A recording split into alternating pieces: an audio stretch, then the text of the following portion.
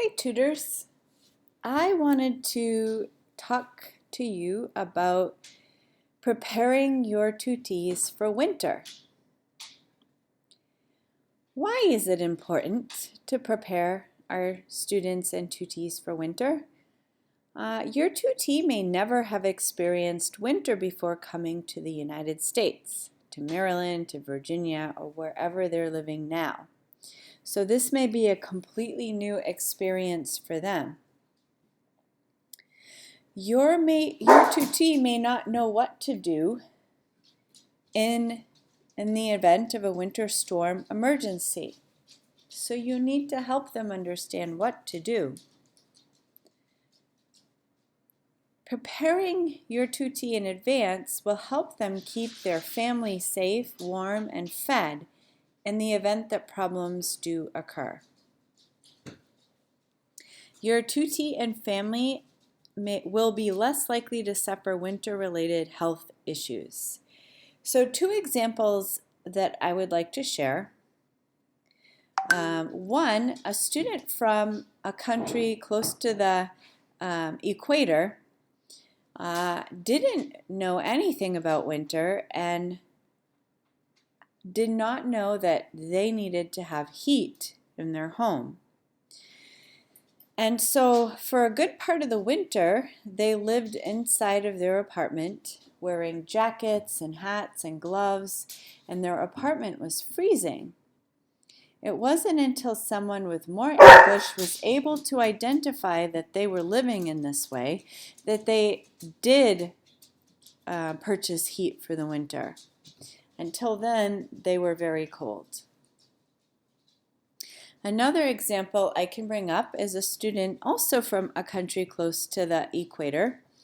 Didn't know how to dress for winter and would regularly wear flip-flops with socks under them. And sadly enough, this student suffered from a severe case of frostbite, ended up having to be entered to the hospital and go through some medical procedures to recover. This caused them to miss work, and they didn't realize they needed to inform their employer, and they also lost their job. So it was like the spiraling effect from the frostbite that could have been prevented had they known how to dress for winter. Okay, so here are some ways that you can talk about winter preparedness with your tutee. First, discuss some pictures. So you can talk about what you're noticing in the pictures. So here is someone dressed appropriately but shoveling snow in the winter time so that they can climb their stairs. This picture has cars that seem to be stranded in the winter snow. This young woman is not dressed for the weather, and she's probably very cold and uncomfortable. So you can have them look at the pictures and talk about them, and then talk about their experiences with winter if they've had them at all. You can talk about vocabulary as well. So different winter clothing vocabulary, winter weather words. These are easily found all over the place on the internet. So you could go to Quizlet, you could just do a Google search, and you would find lots of word lists that you could use to discuss vocabulary. The medical terms and emergency terms we'll talk about briefly in a minute. Okay, so I'll start with the car safety kit since it's pictured here to the right.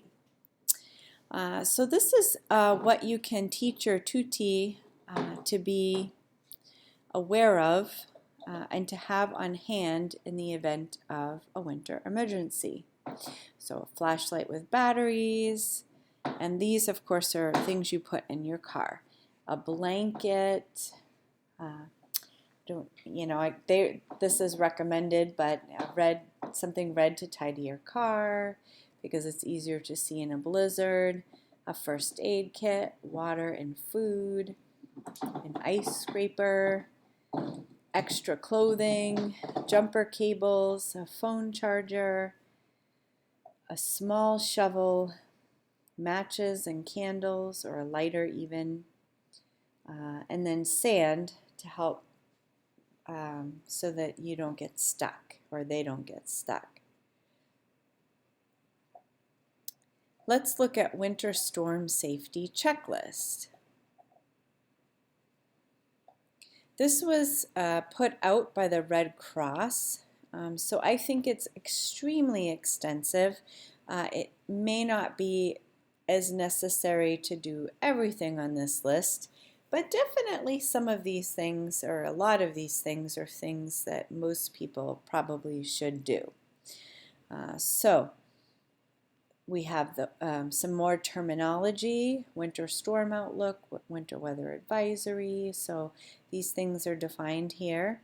Blizzard, what should you do? Dress in layers of clothing, wear waterproof insulated boots, minimize travel, so listen to the radio. We're talking about your vehicle, insulate your home. I once lived in a very, very old apartment in college, and the walls were terribly insulated. So taping plastic around my windows really helped for my apartment to be a lot warmer. So this is something that you may suggest that your tutees do as well. Making sure that the heating equipment is working. If they have pets, having them stay inside. Keep the water running, especially if the pipes are in the wall. And let's see, we'll talk about frostbite and hypothermia shortly.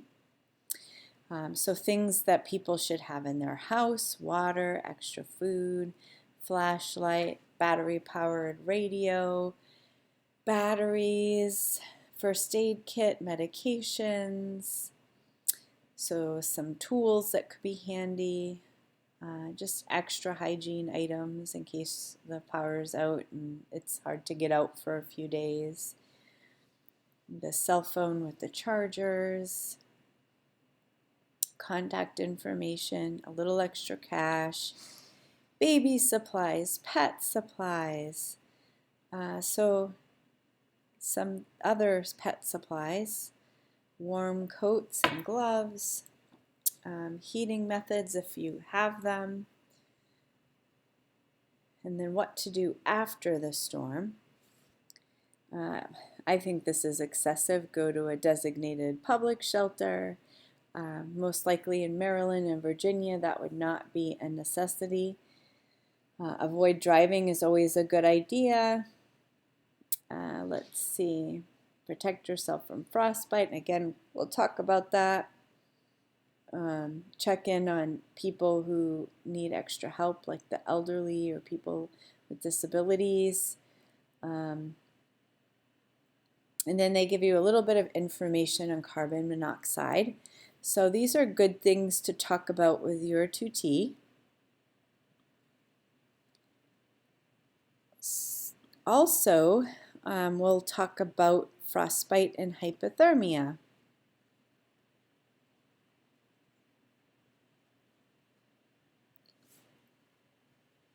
So this little PDF is really helpful. It's put out by the CDC. So first it mentions clothing that should be worn to prevent hypothermia or frostbite. The parts of the body that are most important to be covered. Who's most at risk for contracting hypothermia or frostbite. So what do frostbite and hypothermia look like? So here are some more terminology, different signs and symptoms that you would see. And these are those vocabulary words again that you could make sure students are understanding. And then how can hypothermia or frostbite be treated? So at home, you can get them to a warm room, give them blankets, put frostbite areas in warm water, remove wet clothing, and number one, seek medical attention as soon as possible. And then what not to do if someone gets frostbite. So don't walk on your frostbite toes. Do not use a fireplace or heat lamp or radiator for warming. Do not use a heating pad or electric blanket. Do not rub or massage the areas with frostbite. Another discussion topic to do with students and tutees is to talk about school closings. So you can go to the Prince George's County website here and get texts about any winter emergencies that are in effect. Montgomery County students can subscribe to Alert MCPS on this website to get school closings or delays information.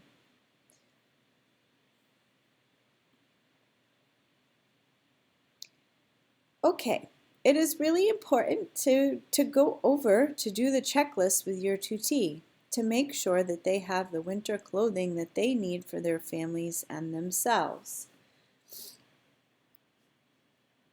There are lots of affordable places to go if they need clothing, and so checking that they have it or don't have it is going to be key to making sure they do have it. Do they have the supplies they need for a winter emergency in their homes and cars? Just making sure that they have a collection of things just in case through the winter. Is their house safe and heated? Like for my student who didn't have a heated house, pipes can freeze and then other problems can happen if they don't know how to use the heater. So those are all good things to check on. If the answer is no, if they don't have some of the things they need for winter, make a to-do list of tasks that your tutee will need to accomplish in order to be prepared for winter.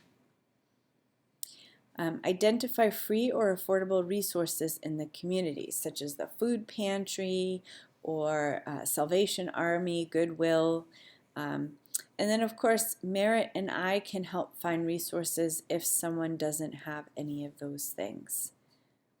So please reach out to us anytime a tutee is missing necessary clothing or supplies so that they're comfortable and safe in the winter. I'm going to add one thing to this. During our tutor meeting today, Merritt had mentioned that sometimes people hear the alerts and take them to an extreme serious level, even though the alerts are for minor weather conditions. So I guess teaching students the difference between serious weather alerts and minor weather alerts would probably be helpful to them so that they may not overreact in those events.